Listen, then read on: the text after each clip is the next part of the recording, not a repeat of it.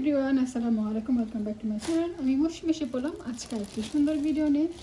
আসলে এইটা মার্কেটে গিয়েছিলাম, দেখেন কি সুন্দর। শীতের দিনে আসলে ফুলকপি যদি না খাই আমরা, আমাদের কিন্তু ভালো লাগে না। শীতের দিনে ফুলকপি কিন্তু মানে অনেক মজার একটা সবজি এটা আমাদের জন্য। তো দেখেন ফুলকপিটা এত সুন্দর, এত সুন্দর। অনেকে বলে যে ফুলকপি নাকি আপনার ওই যদি ফেটে, দেখাচ্ছি,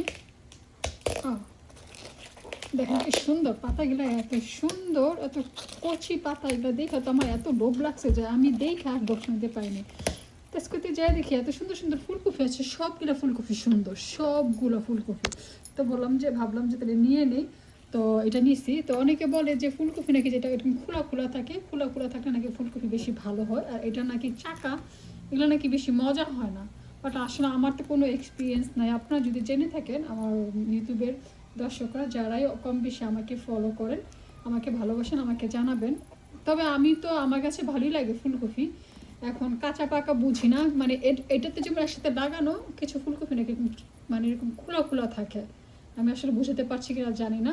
তো যাই হোক, এই ফুলকপিটা পেয়ে তো আমার খুব ভালো লাগছে। আর সবচেয়ে বেশি ভালো লাগছে কি জানেন, এই যে শাকগুলো পেয়েছি, এই শাকগুলো এত সুন্দর, এই শাকগুলো পেয়ে আমার এত ভালো লাগছে।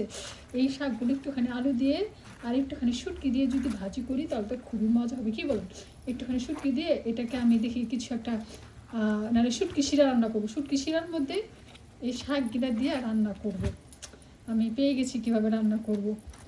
তো সবাই ভালো থাকবেন, সুস্থ থাকবেন। আর এই শীতের সবজির দিনে শীতের সবজি না খেলে ভালো লাগে না, তাই নিয়ে আসলাম এই সবজিটা।